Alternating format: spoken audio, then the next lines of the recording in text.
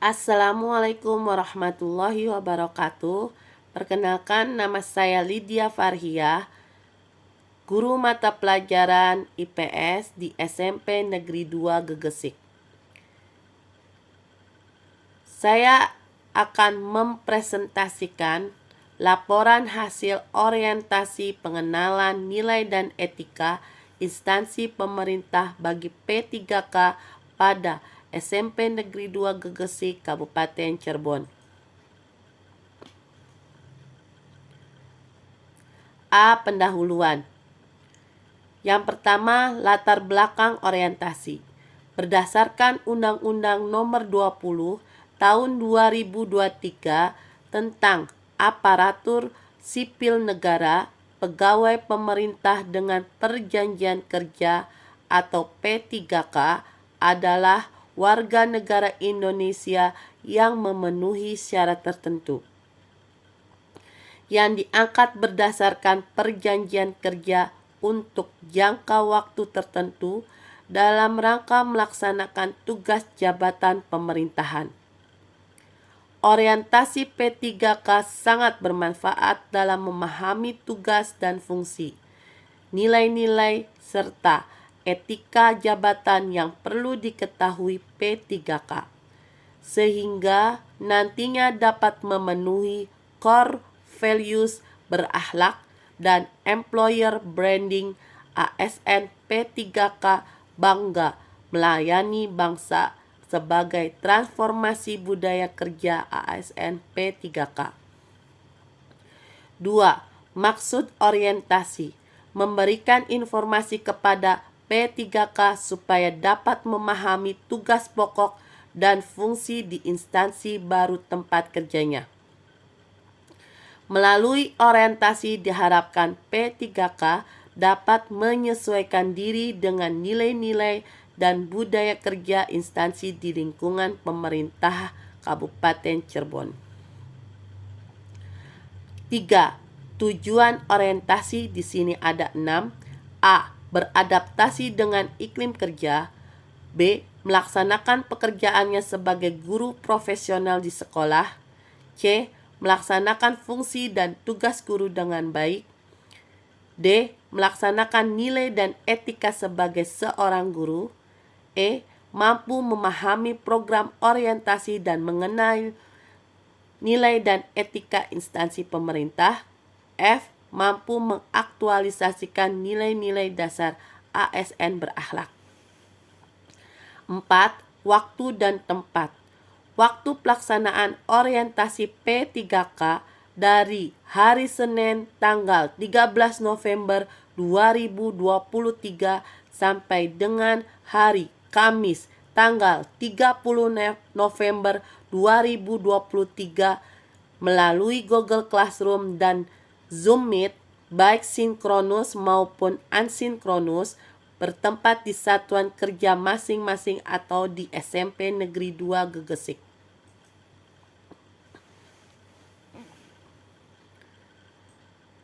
B. Nilai dan etika Kabupaten Cirebon. Visi Kabupaten Cirebon yaitu terwujudnya Kabupaten Cirebon yang berbudaya, sejahtera, agamis, maju, dan aman. Sedangkan misi Kabupaten Cirebon yaitu ada 5. Yang pertama, berbudaya, yaitu mewujudkannya masyarakat Kabupaten Cirebon yang menjunjung tinggi dan melestarikan nilai-nilai budaya, tradisi, dan adat istiadat. Yang kedua, sejahtera, meningkatnya kualitas hidup masyarakat melalui pemenuhan kebutuhan dasar masyarakat, peningkatan kualitas pendidikan dan pelatihan, kesehatan, serta ekonomi. Yang ketiga, agamis, yaitu meningkatnya kualitas kehidupan masyarakat Kabupaten Cirebon yang senantiasa menerapkan nilai agama, budi pekerti, santun, dan beretika. Yang keempat, maju, yaitu meningkatnya produktivitas masyarakat untuk lebih maju dan unggul sehingga menambah daya saing di pasar internasional nasional, dan regional yang didukung oleh peningkatan kapasitas aparatur pemerintah daerah. Dan yang kelima, aman, yaitu memelihara keamanan dan ketertiban umum untuk mewujudkan kondusivitas daerah guna mendukung terciptanya stabilitas nasional. Selanjutnya ada SOTK Kabupaten Cirebon atau lampiran bagan struktur organisasi Sekretariat Daerah Kabupaten Cirebon. Di sini di dalamnya yaitu ada bupati dan wakil bupati. Di bawah bupati dan wakil bupati ada sekda. Di bawahnya sekda ada asisten yang membawahi dinas-dinas di lingkungan Kabupaten Cirebon. Selanjutnya ada manajemen kepegawaian dan penilaian kinerja P3K. Manajemen ASN yang berdasarkan Undang-Undang Nomor 20 Tahun 2023 meliputi ada 8. A. Perencanaan kebutuhan. B. Pengadaan. C. Penguatan budaya kerja dan citra institusi. D. Pengelolaan kinerja. E. Pengembangan talenta dan karir. F. Pengembangan kompetensi. G. Pemberian penghargaan dan pengakuan. H. Pemberhentian. C. Nilai dan etika OPD.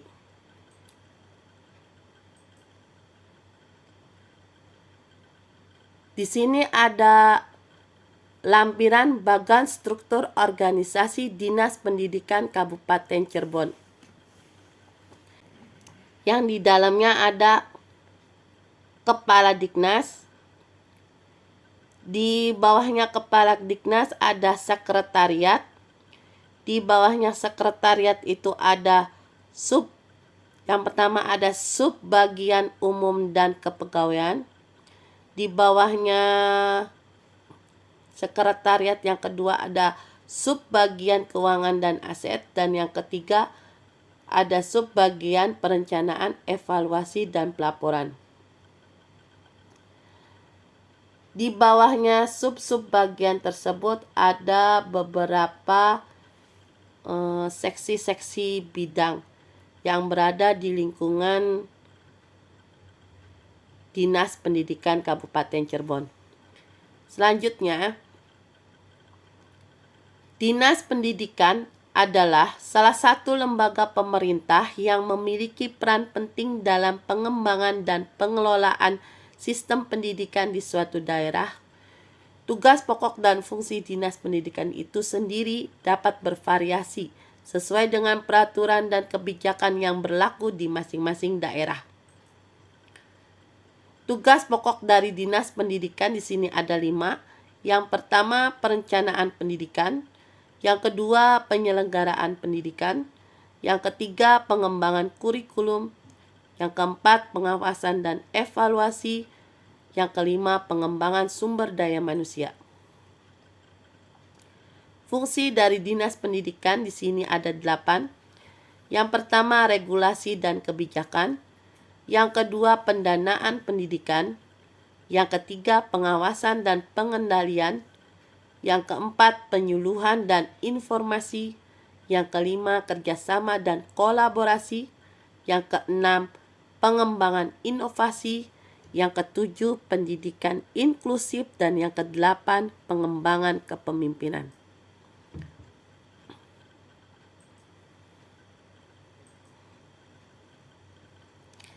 Selanjutnya ada SOTK OPD unit kerja di SMP Negeri 2 Gegesik. Di sini ada lampiran struktur organisasi SMP Negeri 2 Gegesik, di mana ada kepala SMP Negeri 2 Gegesik yaitu Padadon. Sebelahnya Padadon ada komite sekolah. Di bawahnya Padadon ada beberapa wakasek, di mana ada wakasek kurikulum yaitu oleh Pak Sukarman, Wakasek Kesiswaan oleh Pak Mastur, Wakasek Sarpras oleh Pak Haji Ajid, Wakasek Humas oleh Ibu Nurimi. Di bawahnya kepala sekolah di sini juga ada unit perpustakaan oleh Pak Haji Mustika dan tata usaha yang diketuai oleh Pak Bastomi.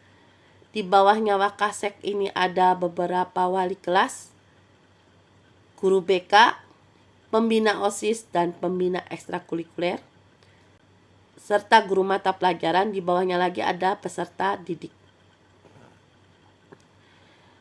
Visi misi SMP Negeri 2 Gegesik, visinya yaitu menjadikan sekolah yang unggul dan berprestasi dalam kemampuan akademik, seni, olahraga, keimanan, serta serasi lingkungan atau disebut asesori.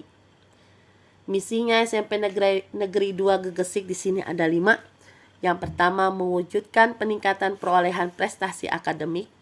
Yang kedua, membina akhlak dan budi pekerti yang luhur untuk meningkatkan keimanan dan ketakwaan kepada Allah Subhanahu wa Ta'ala dengan menumbuhkan sikap disiplin yang berkompetitif di kalangan siswa melalui kegiatan kurikuler dan ekstrakurikuler. Yang ketiga, menumbuhkan semangat kreativitas dan sportivitas di bidang olahraga dan seni. Yang keempat, menggalakkan dan menegakkan disiplin semua personal dengan menanamkan pola hidup yang bersih, sehat, disiplin, dan aman. Yang kelima, mengembangkan pelayanan yang profesional dengan berlandaskan kekeluargaan, kebersamaan, dan keteladanan terhadap masyarakat. Selanjutnya ada tupoksi ASN P3K Guru, yaitu tupoksi ASN secara umum telah tertuang pada Undang-Undang Nomor 5 Tahun 2014 tentang ASN, sedangkan tupoksi guru tertuang pada Undang-Undang Nomor 14 Tahun 2005 tentang guru dan dosen dan diturunkan pada Peraturan Pemerintah Nomor 74 Tahun 2008 sebagaimana telah diubah pada Peraturan Pemerintah Nomor 19 Tahun 2019 tentang guru, bahwa guru wajib melaksanakan beban kerja mencakup kegiatan pokok. Antara lain ada 5, yang A. merencanakan pembelajaran atau pembimbingan, yang B. melaksanakan pembelajaran atau pembimbingan, yang C. menilai hasil pembelajaran atau pembimbingan, yang D. membimbing dan melatih peserta didik, dan yang E. melaksanakan tugas tambahan yang melekat pada pelaksanaan kegiatan pokok sesuai dengan beban kerja guru.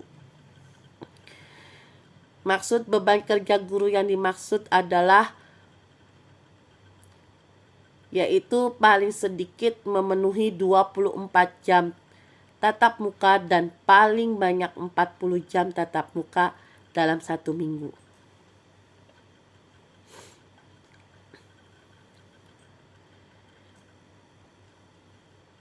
D.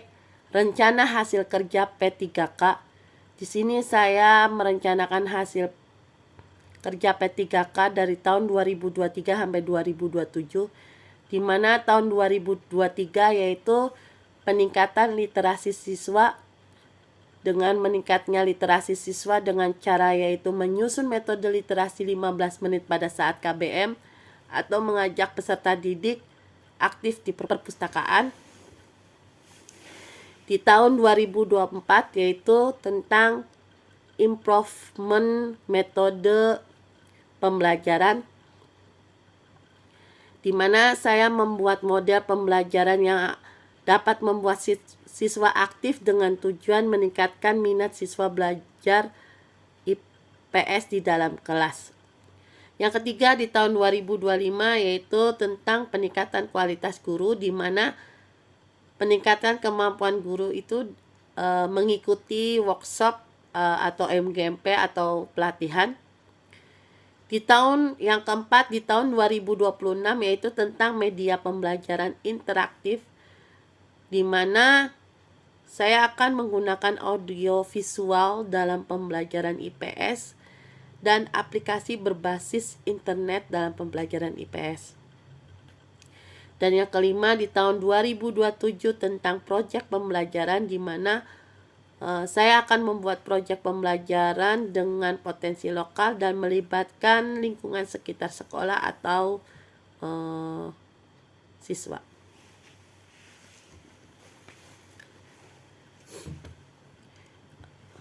Di sini saya ada selanjutnya ada metrik rencana hasil kerja P3K, di mana di sini saya sudah tertuangkan. Di sini ada 5. Kegiatan yang pertama yaitu melakukan literasi buku selama 15 menit sebelum memulai pembelajaran. Dengan tujuan kinerja di sini ada 3. Yang pertama, berkonsultasi dengan kepala sekolah. Yang kedua, menyusun dan menyampaikan jadwal kegiatan 15 menit berliterasi kepada peserta didik. Yang ketiga, melaksanakan kegiatan 15 menit berliterasi sesuai jadwal yang telah dibuat. Indikator pencapaiannya ada 2. Yang pertama, mampu meningkatkan minat baca siswa, dan yang kedua, meningkatkan pemahaman siswa dari buku teks yang dibaca atas maksud pembelajaran. Waktu pelaksanaannya yaitu di tahun 2023.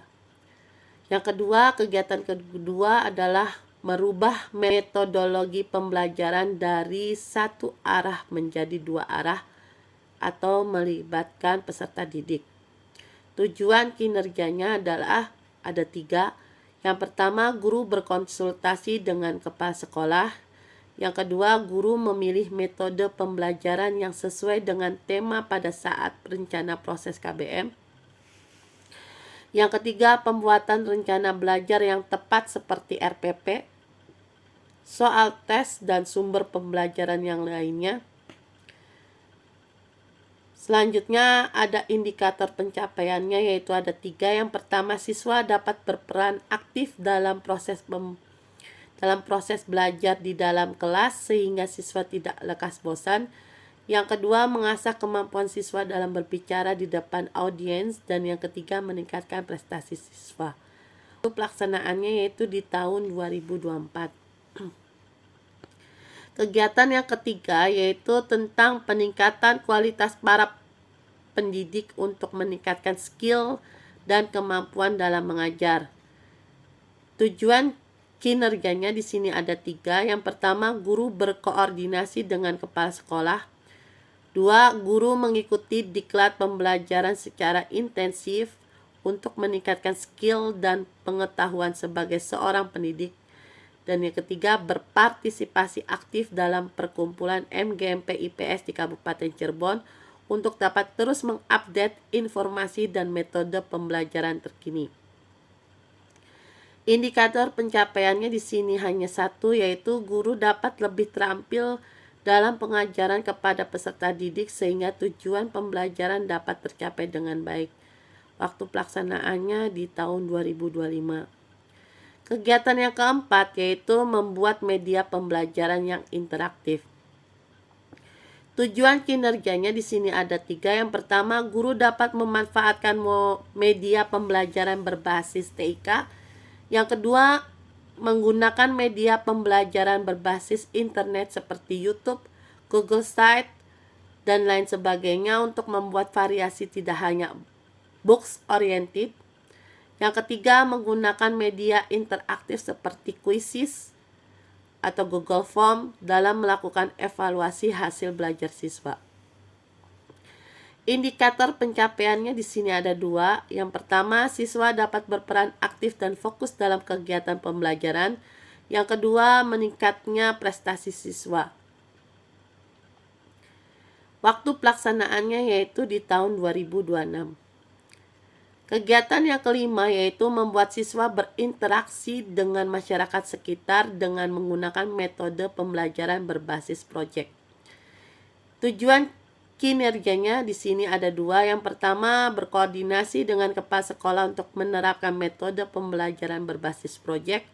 Yang kedua, berkoordinasi dengan masyarakat setempat seperti badan usaha, aparat desa, unit usaha, dan lain sebagainya untuk dapat bekerja sama agar siswa dapat berpartisipasi untuk pembelajaran proyek.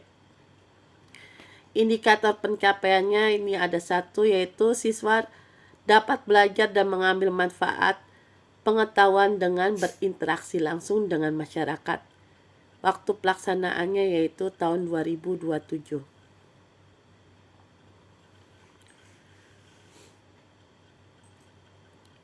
Di sini saya di tahun 2023 mempunyai simulasi tentang peningkatan literasi siswa. Jadi gambar tersebut yaitu sebelum KBM berjalan saya melaksanakan literasi 15 menit atau mengajak peserta didik aktif di perpustakaan. Simulasi yang kedua yaitu di tahun 2024 tentang improvement model pembelajaran, di mana saya membuat model pembelajaran yang dapat membuat siswa aktif dengan tujuan meningkatkan minat siswa belajar di dalam kelas.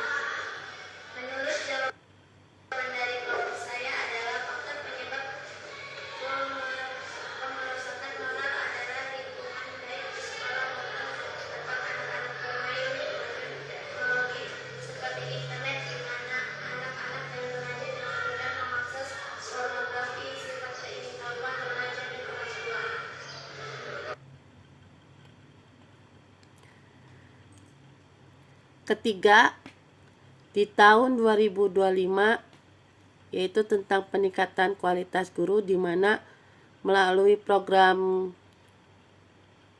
MGMP IPS berharap agar kemampuan guru itu meningkat dan mampu adaptif dan teknologi. Di sini ada videonya, simulasinya, yaitu saya melakukan MGMP IPS.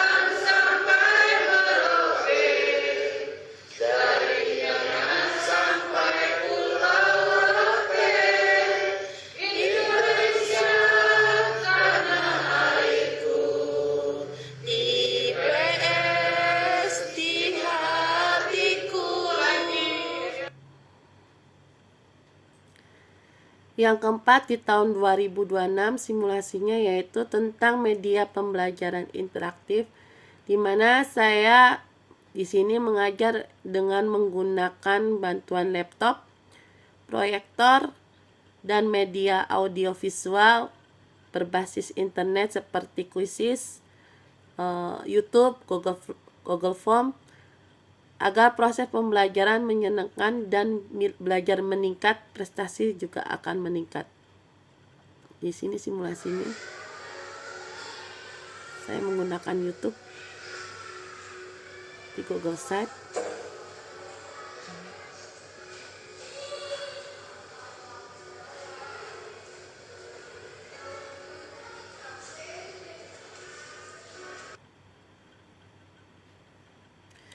Dan di kelima yaitu di tahun 2027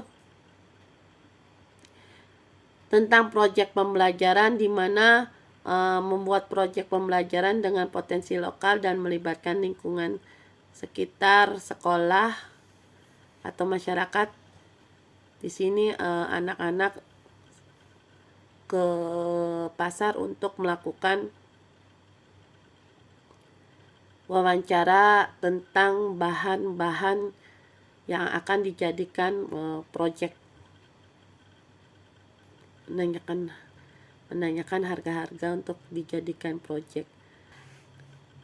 Penutup yaitu ada kesimpulan dan saran. Kesimpulannya di sini ada 3. Yang pertama, ASN P3K adalah pegawai yang mempunyai tugas pokok dan fungsi yang sama seperti abdi negara dan abdi masyarakat. Yang kedua, ASN P3K mempunyai tugas untuk mensejahterakan masyarakat dan memajukan pendidikan bangsa. Dan yang ketiga, ASN P3K menjadi contoh figur bagi masyarakat dalam menjalankan tugasnya sebagai pelaksana kebijakan publik, pelayanan publik, serta perekat dan pemersatu bangsa. Sarannya, di sini sarannya ada 3, yaitu yang pertama, bagi sesama pendidik dapat melaksanakan tugas dan fungsinya dengan baik. Yang kedua, bagi kepala sekolah dapat melakukan bimbingan, arahan, dan evaluasi bagi kinerja pegawai khususnya ASN P3K. Dan yang ketiga, bagi Dinas Pendidikan Kabupaten Cirebon dapat mendukung ASN P3K agar bisa melaksanakan pengembangan kompetensi guru demi peningkatan kualitas pendidikan di Kabupaten Cirebon. Demikian presentasi dari saya. Mohon maaf atas segala kekurangannya. Terima kasih. Wassalamualaikum warahmatullahi wabarakatuh.